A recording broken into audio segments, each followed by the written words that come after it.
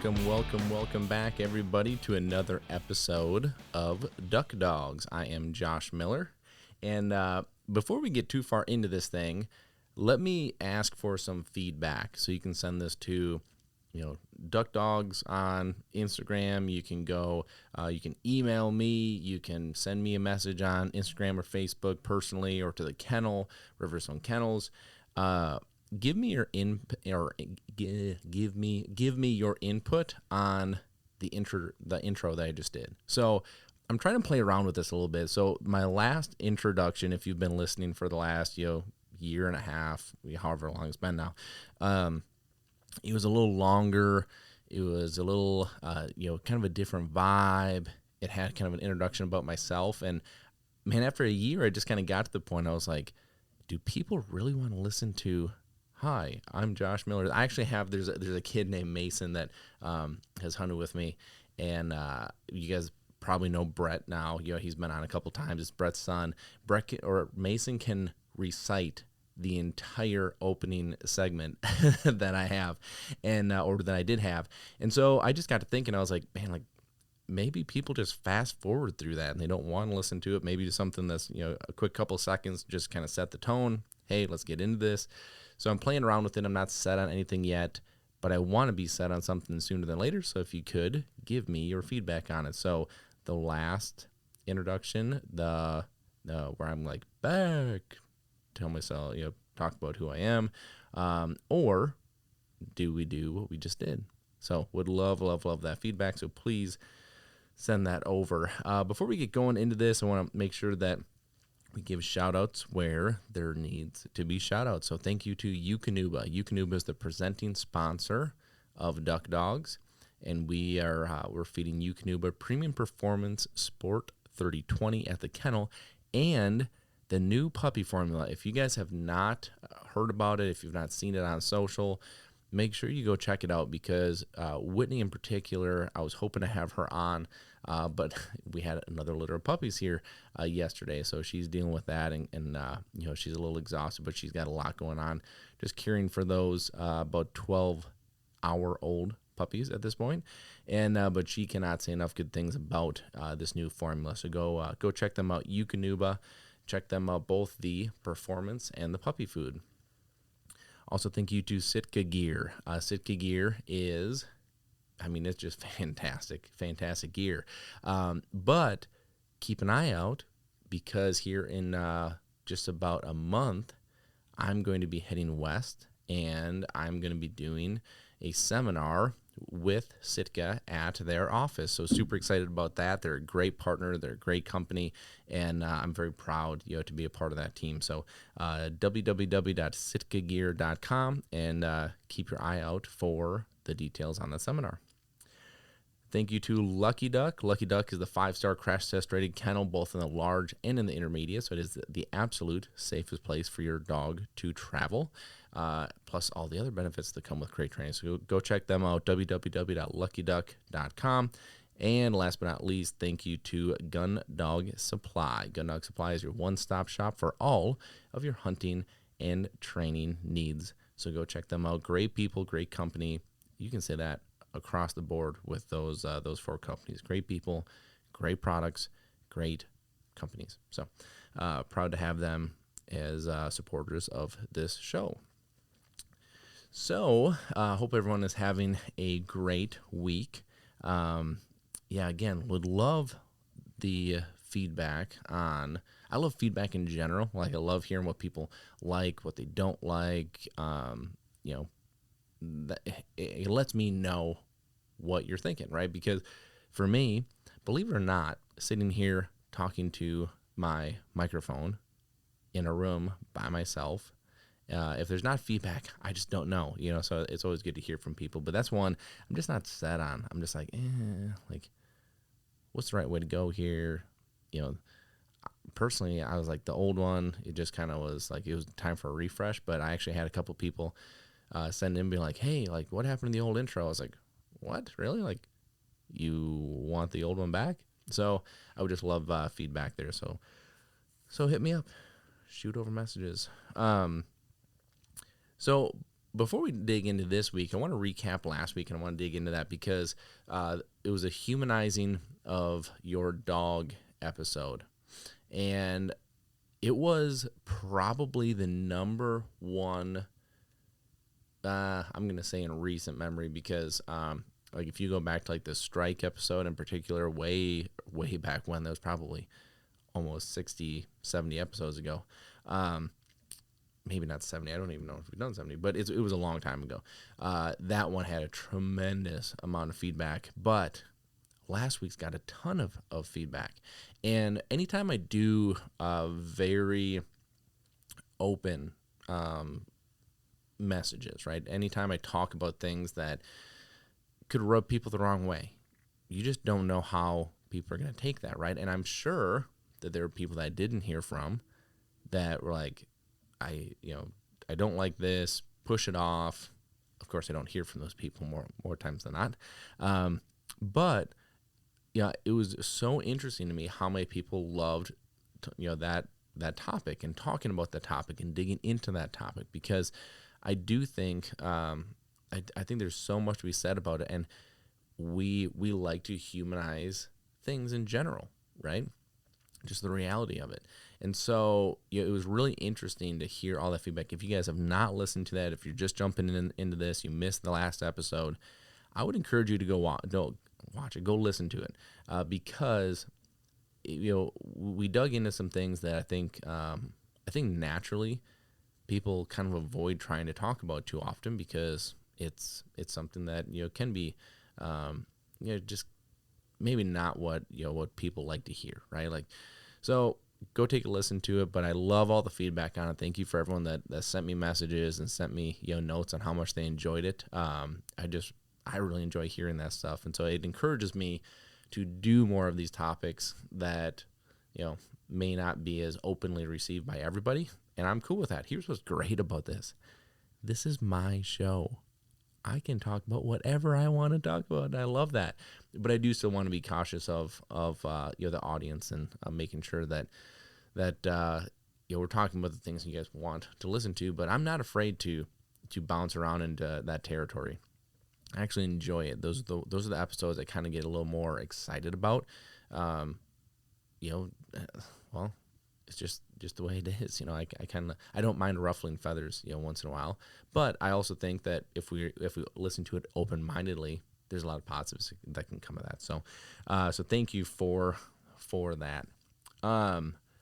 So man, like this week is my last week that I have before my advanced dogs come in, and so much goes into this, right? So like Dave, who is my trainer at the kennel, I think I've mentioned this before, but Dave has worked for me for almost 10 years now. So we've just gone through a lot. I think a lot of both personal and business growth together over that time, and it's so hard putting these schedules together. When do dogs come in? When do dogs go home? And this year we had a number of people that wanted their advanced dogs to come in earlier so they could go home earlier. And I just kind of put my foot down and was like, look, like, no, this is how it's going to be. This is my schedule. And, part of this was because I was just sick of not hitting the weather right and putting a more of a weight on my shoulders, right? So naturally, when a dog comes in and I'm on a timeline, there's a weight there. And depending on the client, could be more or less of a weight. If I've got somebody that's over my shoulder that is, like over the top, like shooting their opinion, giving their, like, the weight adds, right? And so naturally, when I bring dogs in early and the weather doesn't cooperate and I can't get done what I have to get done, naturally that weight builds. And so I just decided, you know what? I'm not going to do it this year. I'm going to make everybody wait until May. I'm going to make sure that the weather's right. And thank goodness that I did, because it snowed here last week. I mean, Mother Nature is she's got to be drinking more than she's ever drank before, because she doesn't know, like, yesterday it was 71 degrees. A few days before that, it snowed. Now, we're going into this week and we're like forecast has frozen mix and it has all this stuff there. I'm like, oh my gosh, like we just can't figure out. And so for me, it just gets tough on that consistency side of things and getting that work done. So this led me to, with Dave, talk a lot about timelines, right? Now, something that we've done here at the kennel that I think is somewhat unique is we try to make it to where all of our clients that bring dogs in, they understand that we're not going to put ourselves up against the gun on something, right? So if you drop your dog off and you're like, how long is it going to be? Like, I'm not going to tell you 12 weeks because if it's 12 weeks in one day, you're frustrated and you're upset, right? Naturally, this is how people work, right? So we've just started going, look, normally it takes around, let's just use that mark again, 12 weeks, but could be 14, 15 weeks, could be 10 weeks. We don't know, right? Depends on the dog, depends on the pace. And so we talk so much about the time that goes into these dogs because, of course, we talk about that, hey, obedience has to be super, super, super solid before we can go into, steadiness. And then we go into our trained retrieve, and that alone takes, we can kind of break it down that way, but the best way is to go at the dog's pace. So talking about all this time and, the time, this week in particular, I've seen some people that have questions. I've had some people call in, with just some, wanting some advice, and they're looking at time in a very different sense. And so it kind of made me step back and appreciate the different thought process, different than how we normally talk about time. So the way that these people are looking at time is the amount of time that they are putting into a training session. Okay. So I have had everything from people saying that they work with their 12-week-old puppy for 60 to 80 minutes a day. I've had people talk about how they make sure that they have at least a 1-hour session every day.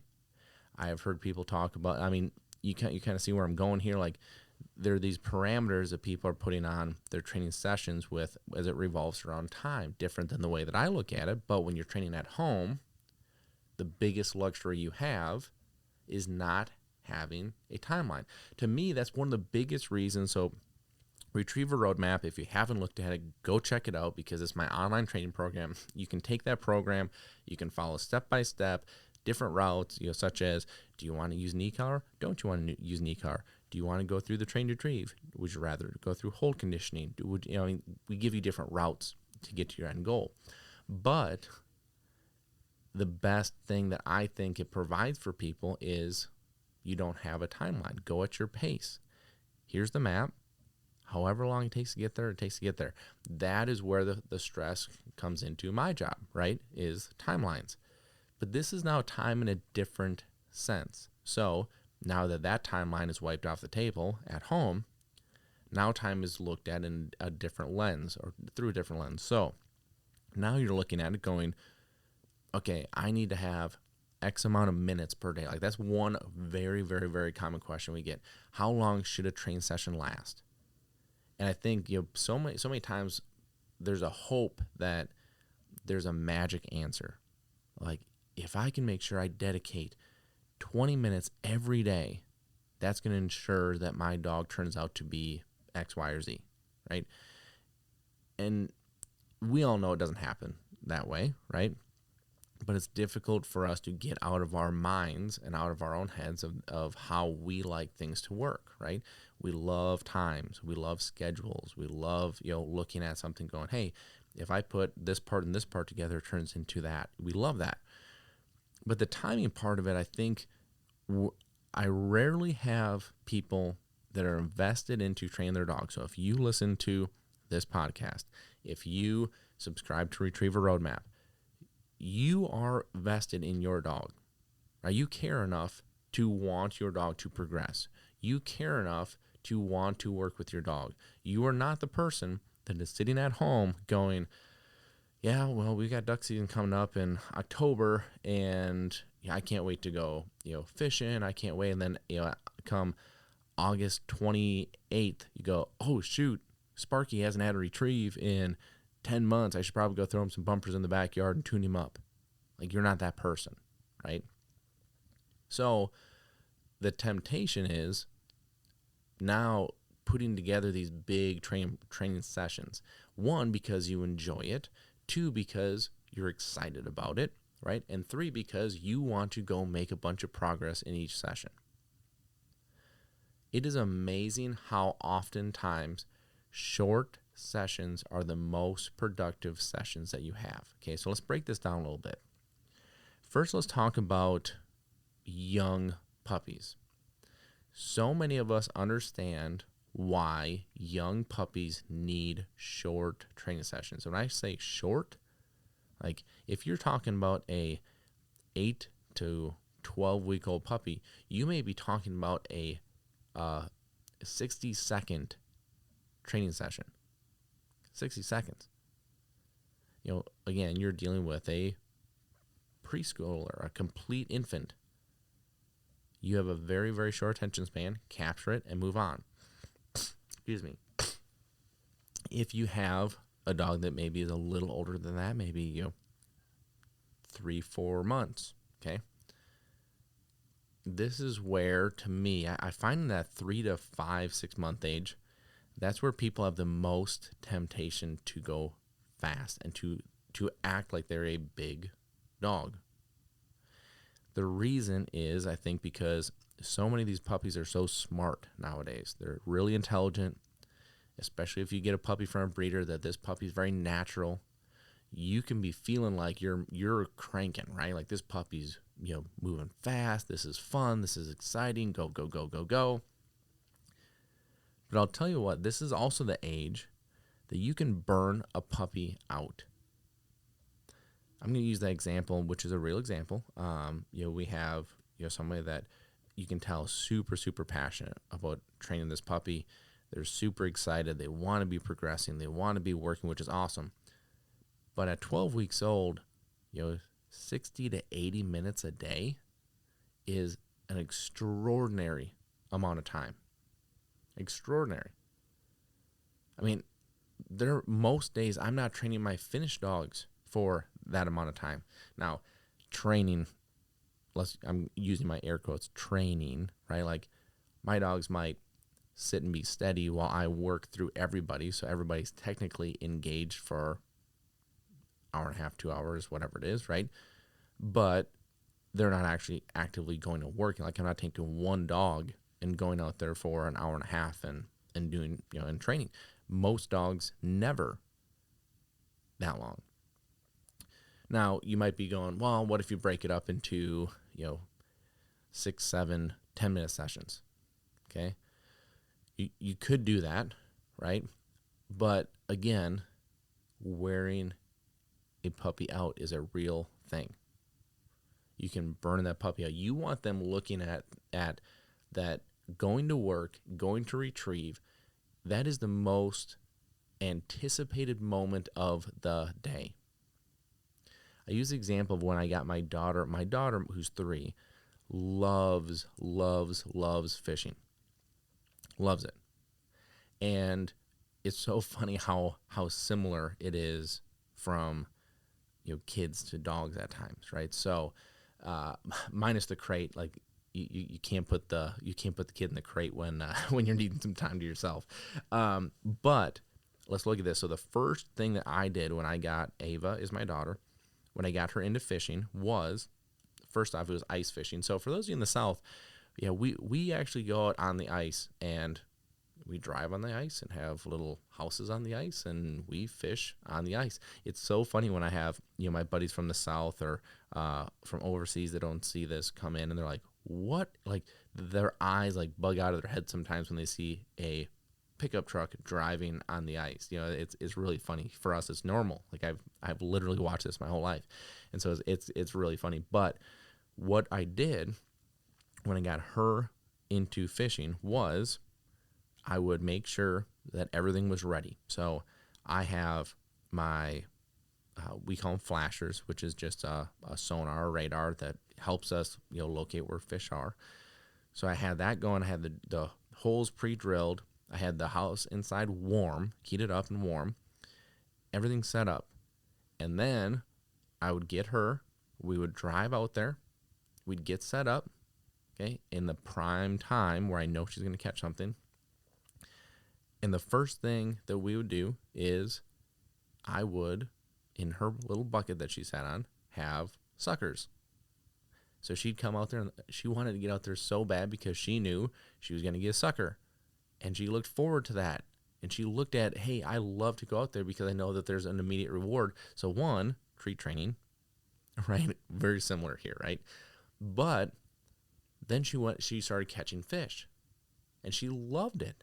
And we'd be out there, we'd catch 2-3 fish. They're biting, it's barely, the lure's barely down. Boom, fish on. I set the hook, she reels it in. Sometimes it'd take her 4 or 5 minutes just reel, up 10 feet because she's learning. She was only, 2. But she was loving it.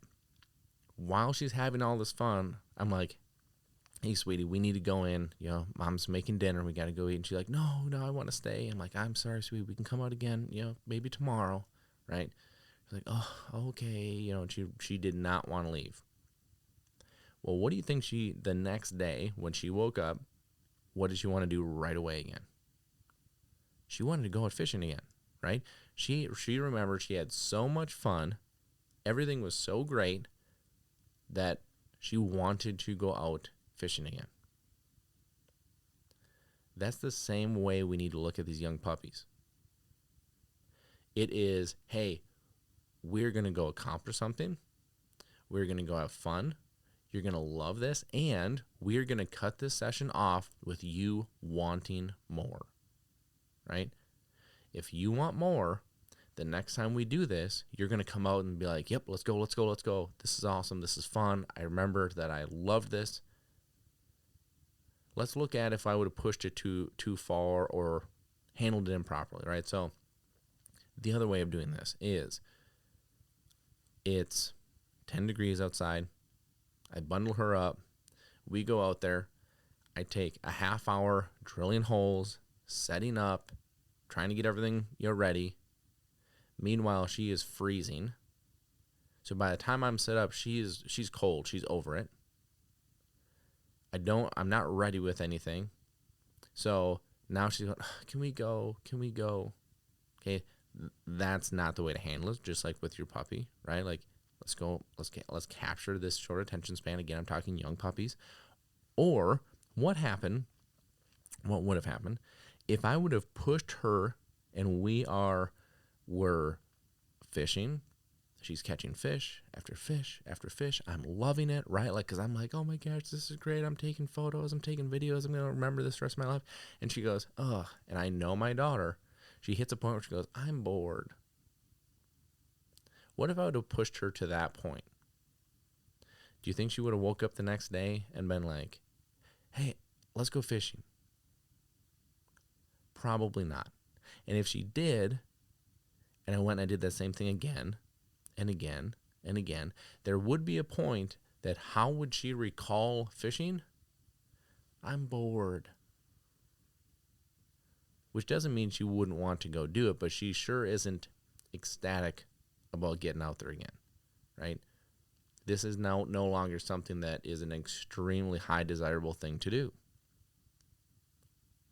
Stopping when they want to keep going is one of the most difficult things to do, not only in fatherhood, like I just talked about, but when we're talking about the puppy or dog ownership side of it, it's very similar.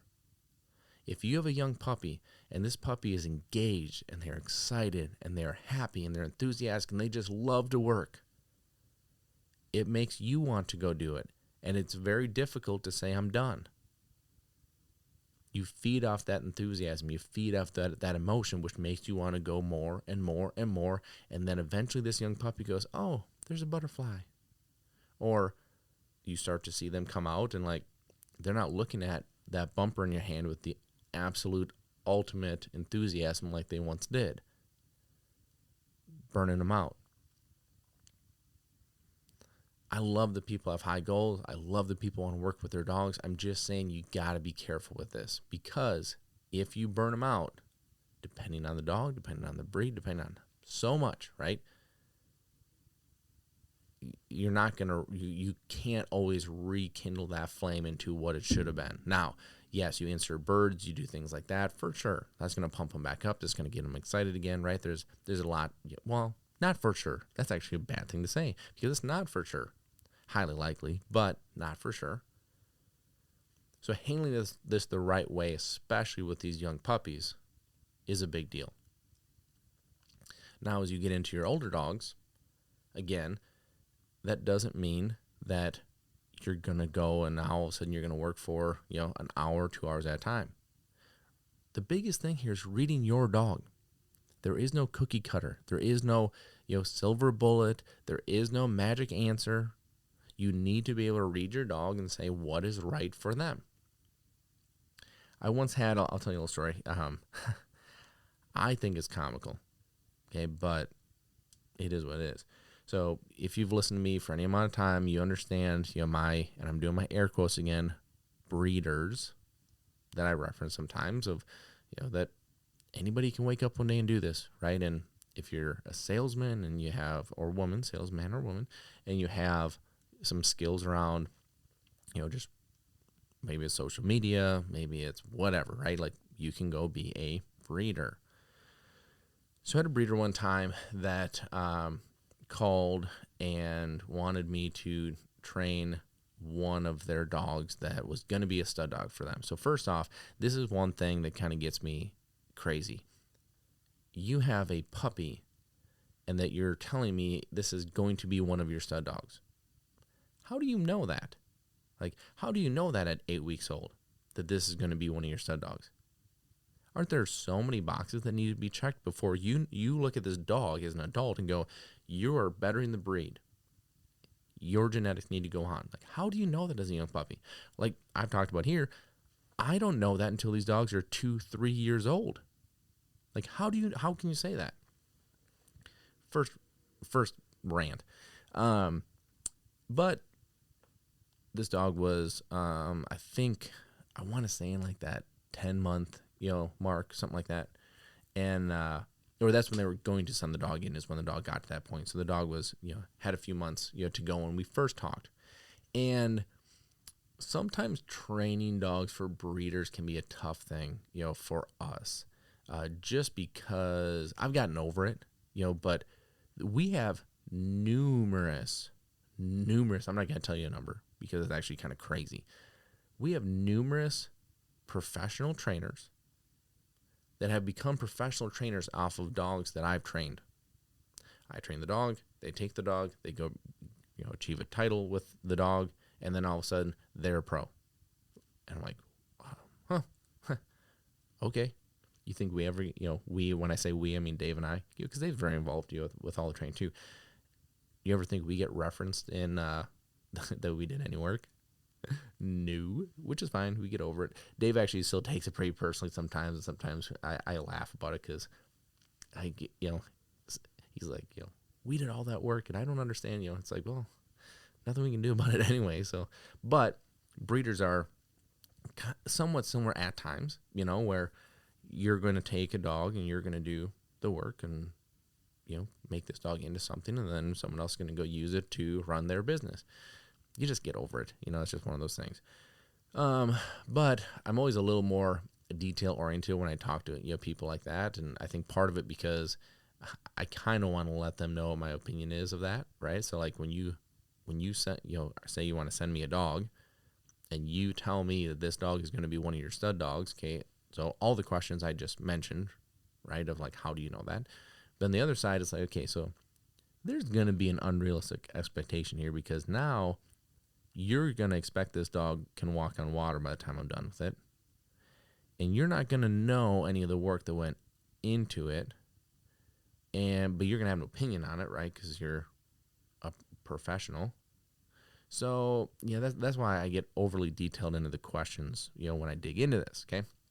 Now, here was this in this one in particular case, and I want to just be clear, we have some fantastic breeders that we work with, like great people, very respectful, great partner. Not, and it's not a partnership, but just like great respect for what we do and how we help them enhance their business. Like great people. So I'm just saying, like the reason I told you that backstory is where I'm going with this. Okay, so this particular story, we had again a breeder call, do this. Okay, so we talked through it. Everything seemed totally fine.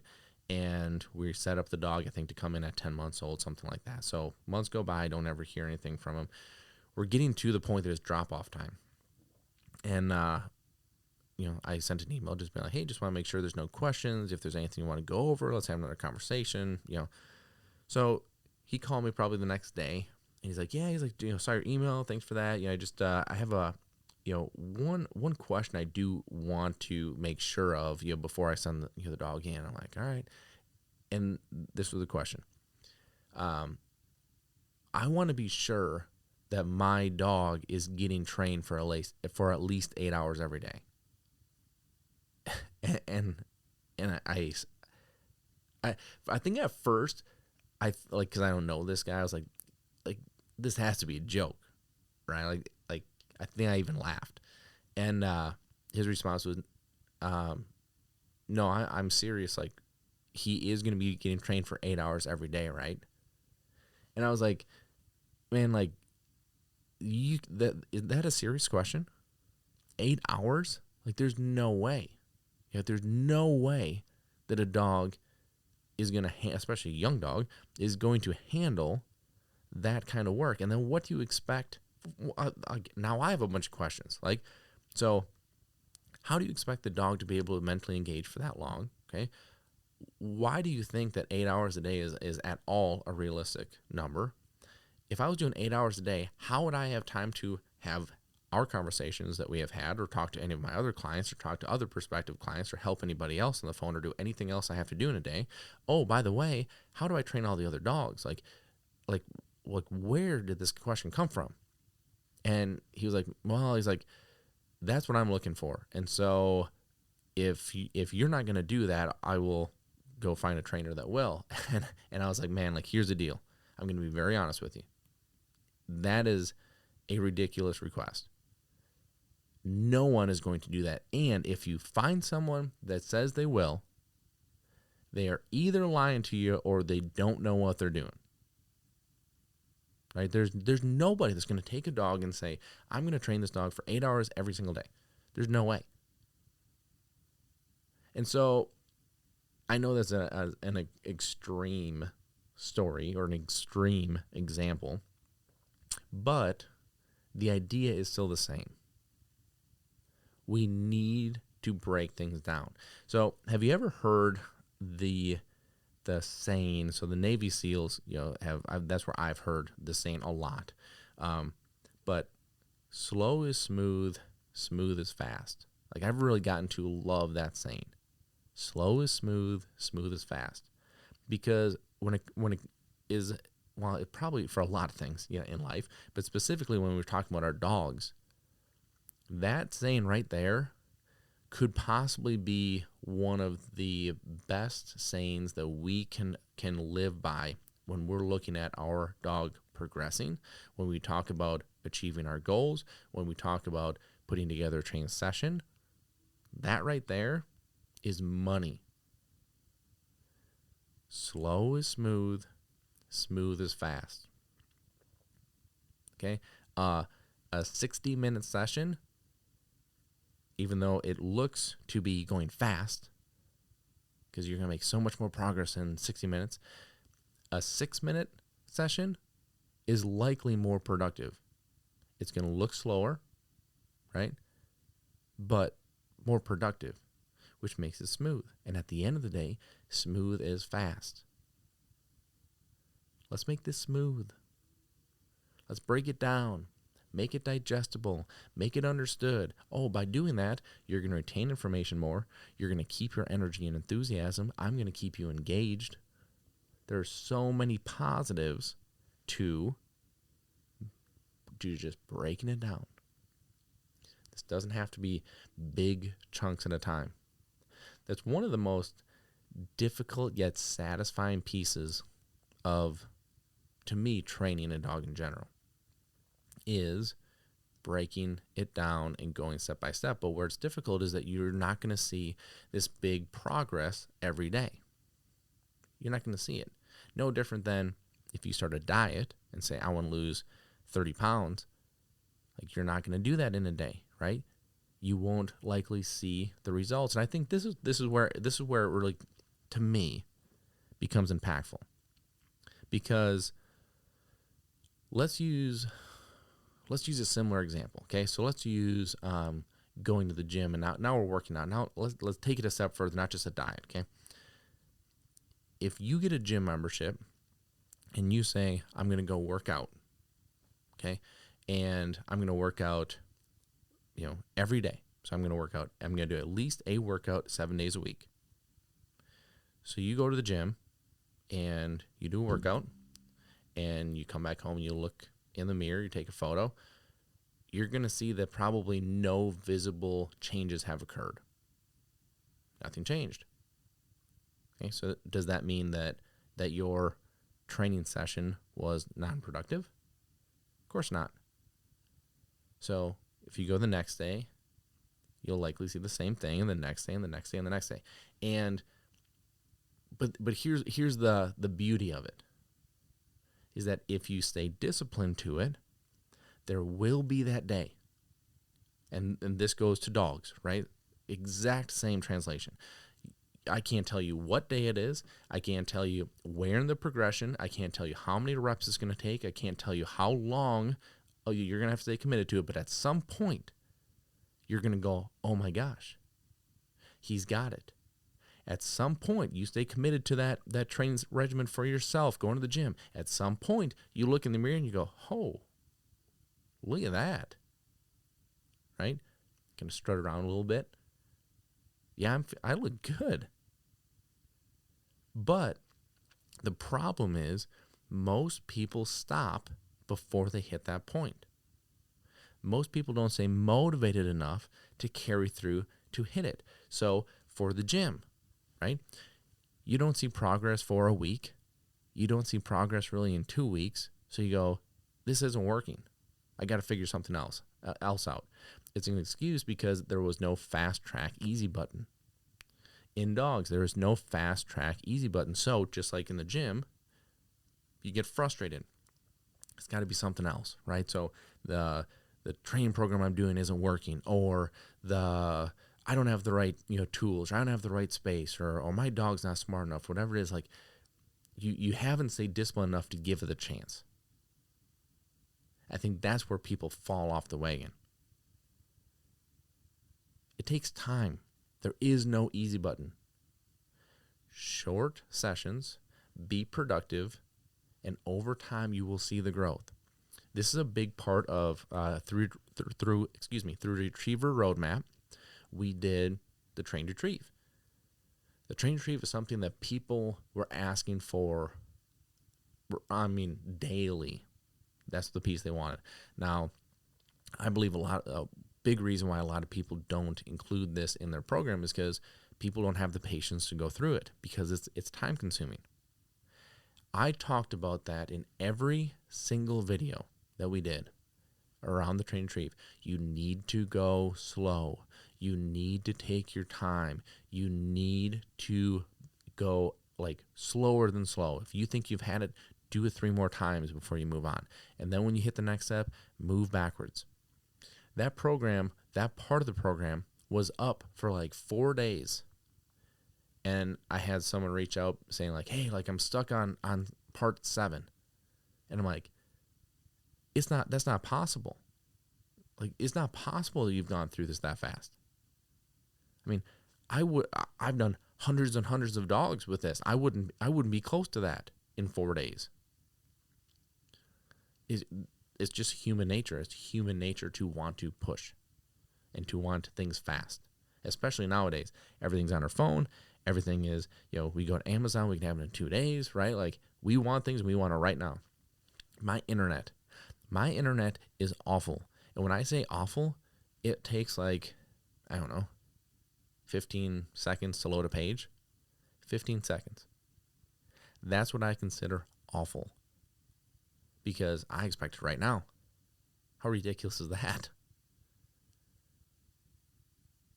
Taking your time, it's a huge thing. And then the time piece of it, not just how long it's going to take you to get to where you're going, but how long each session that you put into that process and how breaking that down can be productive. It's very, very interesting stuff. Really interesting stuff. So I'm going to jet because I need to pack, because I am heading out to Wyoming to go chase turkeys. And so I need to pack, I need to get ready. I'm excited. I need a quick breath before I kind of dig into our summer season here. So go check out Retriever Roadmap, www.retrieverroadmap.com. It's a great program, you guys. Like, I've poured my heart and soul into this thing. It's continuing to build. It's continuing to grow. The community has been fantastic. Great feedback. Go check them out. www.retrieverroadmap.com. Thank you for everybody for hanging out with me this week, and I hope you have a great week. Break your train sessions down. Be productive. And take your time. So hope everybody has a great week, and we'll talk with you next week.